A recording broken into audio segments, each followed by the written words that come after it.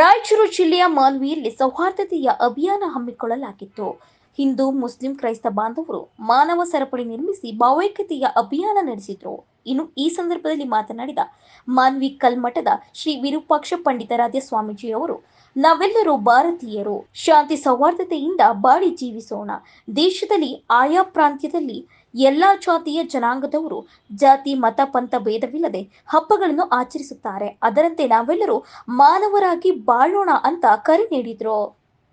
ಸಮಾಜನ ನೋಡುತ್ತಿರುವಂತಹ ಎಷ್ಟೋ ಬುದ್ಧಿಜೀವಿಗಳು ಇದನ್ನ ಮನವರಿಕೆ ಮಾಡಿಕೊಂಡು ಸಮಾಜಕ್ಕಾಗಿ ದುಡಿದು ನಾವೆಲ್ಲರೂ ಒಂದು ಮಾನವರಾಗಿ ಬದುಕಬೇಕು, ನಾವೆಲ್ಲರೂ ಮಾನವರಾಗಿ ಜೀವಿಸಬೇಕು ಎಂಬ ಸಂದೇಶವನ್ನ ಸಾರುವಂತ ಕೆಲಸ ನಮ್ಮೆಲ್ಲ ಯುವಕರಲ್ಲಿ ಅದು ಬೆಳೆಯಬೇಕಾಗಿದೆ.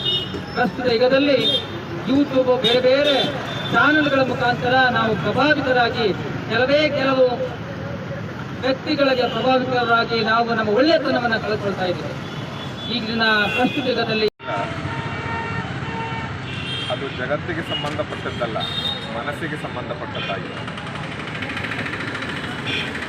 ಅದನ್ನು ಇವತ್ತು ಭಾರತಾದ್ಯಂತ ಕೊಲುಗಡಿಸಿದ್ದು ಯಾರು ಅಂತಂದರೆ ಎಲ್ಲ ರಾಜಕಾರಣಿಗಳು ಅದರ ಶ್ರೇಯಸ್ಸನ್ನು ತಗೊಳ್ಬೇಕಾಗುತ್ತೆ.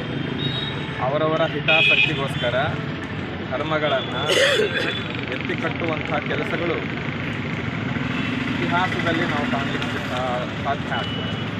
ಹಾಗಾಗಿ ನಾವೆಲ್ಲ ಏನು ಧರ್ಮಗುರುಗಳಿದ್ದೀವಲ್ಲ, ನಾವು ಜನರನ್ನು ಗುಡ್ಡೆ ಹಾಕ್ಕೊಂಡು ಸಮಾವೇಶ ಮಾಡಿ ಧರ್ಮೋಪದೇಶ ಮಾಡೋದಕ್ಕಿಂತ ಈ ದೇಶದ ಪಾರ್ಲಿಮೆಂಟಿನಲ್ಲಿ, ಈ ದೇಶದ ವಿಧಾನಸೌಧದಲ್ಲಿ ಹೋಗಿ ಧರ್ಮ ಸಂದೇಶವನ್ನು ಕೊಟ್ಟರೆ ಅವಾಗ ಅಲ್ಲಿ ಏನಾದರೂ ಸುಧಾರಣೆ ಕಾಣಲಿಕ್ಕೆ ಸಿಗುತ್ತೆ.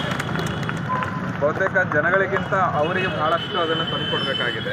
ಮತ್ತು ಜನರನ್ನು ಕೂಡ ನಾವು ಭ್ರಷ್ಟರಾಗ್ತಾ ಇದ್ದೇವೆ, ನೋಟ್ ಇಸ್ಕೊಂಡು ಓಟ್ ಹಾಕ್ತಾ ಇದ್ದೇವೆ. ಅದರ ಒಂದು ರಿಸಲ್ಟು ಈ ಸೌಹಾರ್ದತೆ ಕೆಡಲಿಕ್ಕೆ ಸಾಧ್ಯ ಆಗ್ತಾ ಇದೆ.